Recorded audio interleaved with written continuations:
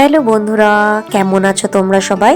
আশা করি ভগবানের আশীর্বাদে ভীষণ ভালো আছো। সিম্পল লাইফ উইথ শ্বেতায় তোমাদের একবার অনেক স্বাগত। সকাল সকাল ঘরের রূপটা তোমাদের একবার দেখিয়ে দিলাম কে কি করছে।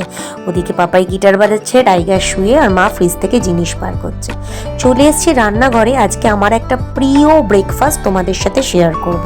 রোজই তো সবার মনের মতো হয়, তাহলে একটা দিন তো আমার মনের মতো আমি সবাইকে খাওয়াতে পারি। সেই জন্য খুবই সিম্পল একটা ব্রেকফাস্ট নিয়ে নিয়েছি। দেখো ময়দা, তার উপর নিয়ে নিয়েছি নুন চিনি, এখানে রয়েছে ডিম, এখানে পেঁয়াজ।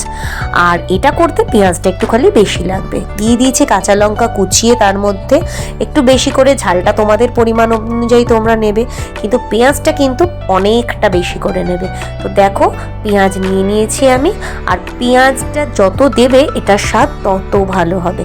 ছোটোবেলায় আমরা গোলা রুটি খেয়েছি, কিন্তু এটা একটু অন্য ধরনের। এর মধ্যে দিয়ে দিচ্ছি আমি 3টে ডিম ফেটিয়ে। ডিমের পরিমাণটা একটু বেশি দিলে জিনিসটা অসাধারণ খেতে হয়। তো দেখো ডিম দিয়ে দিয়েছি। ডিমের পর কিন্তু আমি আবার কিছুটা পেঁয়াজ দিয়েছি। আর লঙ্কা, নুন, চিনি এগুলি সবই তোমাদের স্বাদ অনুযায়ী দেবে। দিয়ে ময়দাই নেবে, কিন্তু এর মধ্যে অনেকে আটা মেশায়, কিন্তু একদম আটা মেশাবে না। নিয়ে এটাকে আমি ভালো করে আগে ময়দাটার সাথে মেখে নেব।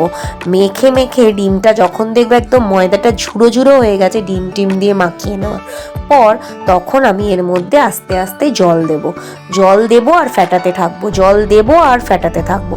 এটা কিন্তু ফ্যাটানোর ওপর ডিপেন্ড করছে কতটা ফ্লাফি হবে। যত তোমরা ফ্যাটাবে জিনিসটা তত সুন্দর হবে। তো দেখো আমার ফ্যাটানো এরকম হয়ে গেছে। তো এবার চাটু আমি কড়াই বসিয়ে দিয়েছি। খুবই সিম্পল একটা ব্রেকফাস্ট, কিন্তু এটা আমার বরাবরের প্রিয় একটা ব্রেকফাস্ট, জানো তো। আমি এটা খেতে ভীষণ ভালোবাসি। তো চাটুতে সাদা তেল, অবশ্যই এটা তোমরা কিন্তু সাদা তেলে করবে। সাদা তেলটা কিন্তু বেশি নেবে না, অল্প একটু সাদা তেল নিয়ে পুরো চাটুটাতে ব্রাশ করে দেবে। তারপর দেখো আমি এরকম একটা হাতা নিয়ে নিয়েছি। তোমাদের এইরকম হাতা না থাকলে তোমরা অন্যরকম হাতা দিয়েও করতে পারো, কোনো অসুবিধা নেই। আমি 2 হাতা করে এতে দেব, ব্যাটারটা তুলে তুলে এর মধ্যে দেব। আর দেখবে ভালোভাবে এটা উঠে যাবে। ওই গায়ে লেগে থাকা কিছুই হবে না, তার কারণ এর মধ্যে ডিম দেওয়া আছে। আর এইটা যদি সকালবেলা 2 কি 3টে খেয়ে নেওয়া যায়, মোটামুটি তোমাদের পেটও অনেকক্ষণ ভারী থাকে। তবে হ্যাঁ, এটা গরম গরম খেতেই ভাল লাগে, কারণ এটা ঠান্ডা হয়ে গেলে যেহেতু এর মধ্যে ডিম আছে না, একটু ল্যাদল্যাদে ভাব হয়ে যায়। তো সেই জন্য তোমাদের কাছে সবার কাছে বলবো, যেদিন বাড়িতে সবাই থাকবে আর গরম গরম খাবে সেদিন কিন্তু এটা ট্রাই করো। কিন্তু যদি অফিসে বা স্কুলে বাচ্চাদের টিফিন দিতে হয় বা অফিসে দিতে হয়, তো তখন কিন্তু এটা দিও না, কারণ এটা ঠান্ডা হয়ে গেলে আর এর মধ্যে সেই স্বাদটাই থাকবে না।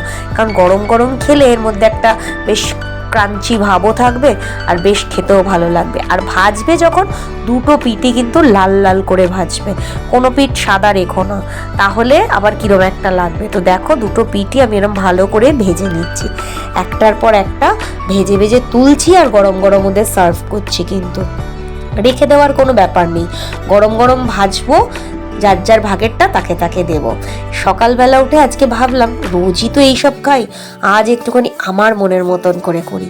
আসল কথা কি জানো তো, সংসারে সবার ভালো মন্দের গুরুত্ব দিতে গিয়ে কখনো কখনো নিজের ভালো মন্দটার হিসাবটাই ভুলে যাই। কিন্তু আমি যার কাছে পড়তাম সেই কাকিমা আমাকে বলতো, কখনো নিজের ভালো মন্দের হিসাবটা বলতে নেই। নিজে যেটা ভালোবাসিস, নিজে যেটা খেতে ভালোবাসিস, নিজে যেটা পড়তে ভালোবাসিস, সব সময় সেই দিকটাতে খেয়াল রাখবি। তাহলে দেখবি তোর মন যদি ভালো থাকে, তুই বাকি সবার মনও ভালো রাখতে পারবি। তাই জন্য আমি কিন্তু মধ্যে মাঝেই আমার পছন্দসই জিনিসগুলো করে ফেলি। যেমন ধরো কোথাও টুক করে একটু ঘুরতে চলে গেলাম, যেমন ধরো কোনো দিন ইচ্ছা হলো একটুখানি বেরিয়ে কোথাও বসে চা খেলাম। হ্যাঁ, বন্ধু বান্ধব তো সবসময় সবাইকে সাথে পাওয়া যায় না, কিন্তু আমি এগুলো একা একাও করে থাকি, জানো তো। হয়তো বেরোলাম, ভাবলাম যে চলো আজকে একটু কাছাকাছি কোথাও থেকে ঘুরে আসি। কি করব, একা একাই যাই, আর দোকান থেকে একা একা চা নিয়ে একটুখানি দোকানের টেবিলে বসে একা একাই চা খাই। এই ব্যাপারটা কিন্তু আমার আছে। তবে হ্যাঁ, অনেকে একা সিনেমা দেখতে ভালোবাসে, জানো তো। আমি কোনোদিনও কিন্তু এটা ট্রাই করিনি। গল্প করতে করতে ব্রেকফাস্ট কিন্তু রেডি। এটা পাপাইকে দিয়ে দিই, দিয়ে আর একটা ভেজে আমি আমার মতো নিয়ে নিই। তো চলো আজকের ব্লগটা এখানেই শেষ করছি। কেমন লাগলো জানিও, ভালো লাগলে লাইক কমেন্ট শেয়ার সাবস্ক্রাইব করো কিন্তু। আর অবশ্যই পাশের বেল আইকনটিকে ক্লিক করতে ভুলো না।